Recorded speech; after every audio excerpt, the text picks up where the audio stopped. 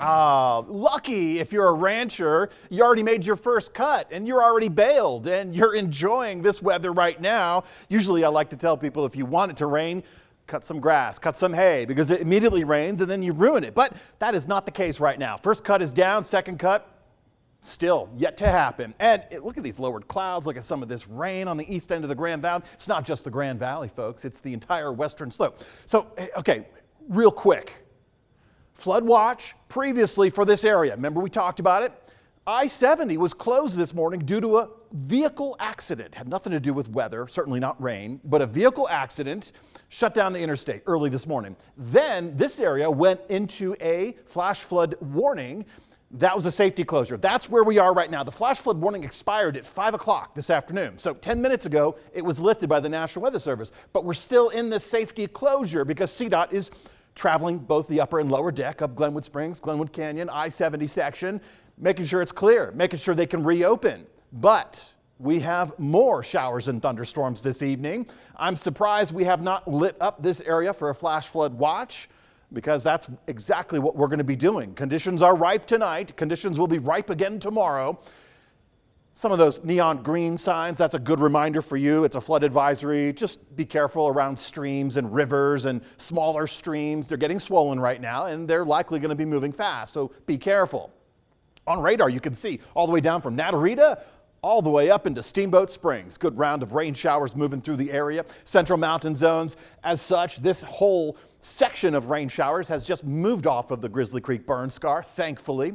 Have not seen any debris flow reports. So with another hour or so on the clock, I think CDOT will reopen I-70 this evening. Temporary delay, we hope, but this stretch of I-70 west of Rifle, not easy to negotiate. Heavy downpours right here.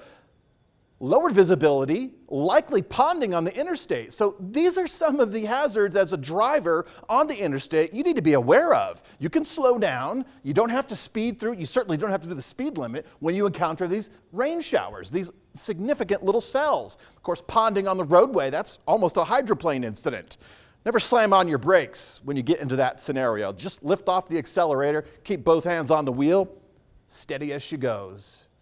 Now for the Grand Valley area, yeah, on the east end, we're jammed up with some lowered clouds and very light rain. We've already had some thicker showers move through, but this is not the end of it. Further to our east or south, kind of depends on your perspective, the Uncompahgre Valley, Delta, Olathe, Montrose. We're looking to the west for our next round to come through. Light rain showers, Delta, Olathe, Montrose, the Uncompahgre Valley tonight after midnight. I'm seeing some model indication that's going to get a little bit rowdy with some thunderstorms. So again, we're not done tonight. We're certainly not going to be done early tomorrow morning.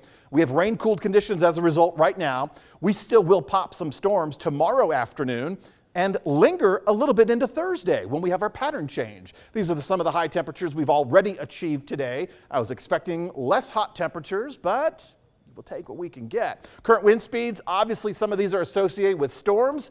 Look at these wind gusts so far with these storm-associated wind gusts, 20, 30 to 40 miles per hour. Now, again, we still have more rounds coming through later tonight. I think you'll see a nice lightning show on the Uncompahgre later this evening, all courtesy of this high pressure system, which is nudging further to the west, creating this nice little tropical tap of rain potential. Aside from the storm gusts, we'll keep the breezy conditions going for the next couple of days. Tomorrow, that high pressure system continues shuffling a little bit further to the west, still keeping us at least in this subtropical tap, giving us showers and thunderstorms. But once we get into Thursday, this shuffles too far to the west and we start to dry out.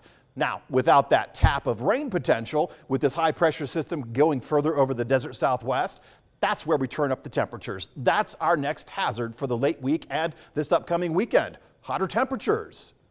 Last night I talked about the flooding, the concerns with the burn scar, nuisance flooding in urban areas. You don't have to splash pedestrians. You could go slow. Drains are going to be slow, but they'll eventually clean out the roads and the gutters. But that's what we have to expect for tonight and again tomorrow.